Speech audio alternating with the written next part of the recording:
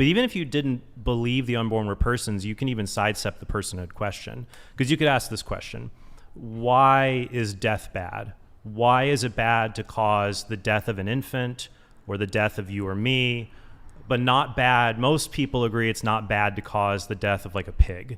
Even vegans usually don't treat the death of a human infant like the death of a pig.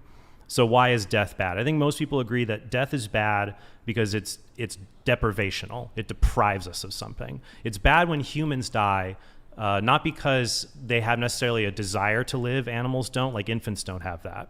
But what makes death bad for humans is it deprives a human of unique experiences. Like if an infant dies, they lose a future like ours. That's why it's so tragic when an infant dies. It also makes sense why it's sad, but not as tragic if like a 99-year-old dies, because they don't have as much of a future. So then it would follow. And then of course, the reason we, have pork chops and burgers, or at least don't treat them as the same as killing humans, because animals don't have a future like ours.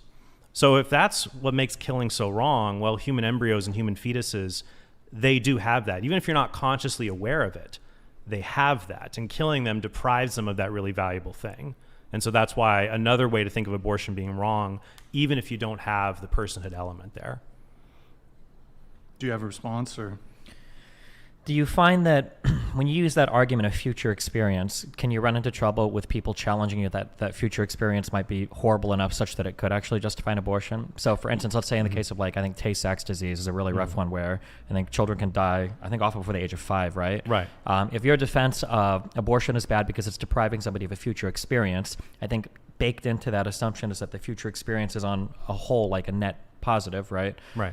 So doesn't that kind of make your point like conditional on a positive future experience, which would justify the pro-choice argument of you should abort people that might end up in horrible circumstances? Well, I think that the future like ours argument, I consider it a secondary argument for my position. Okay. So it may not show, I agree with you that it doesn't show that all killing is wrong. Like if your boss is dying of a heart attack and you shoot him, like you don't really deprive him of a valuable future, but it was still wrong for you to do that. So I don't think that it shows all killing is wrong, but I think it shows many, many acts of killing in general are wrong.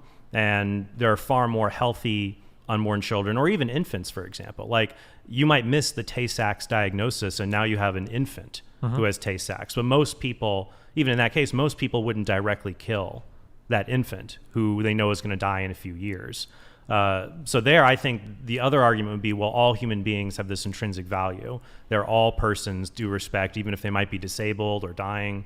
But I think that the future like ours argument has the benefit of explaining why the vast majority of human killings are wrong, but also why it's not wrong to kill animals, even if you have a pretty smart animal. Like pigs are pretty smart. They can play video games to earn treats. They can beat a lot of infants at things. But we turn pigs into pork chops. We don't do that to infants.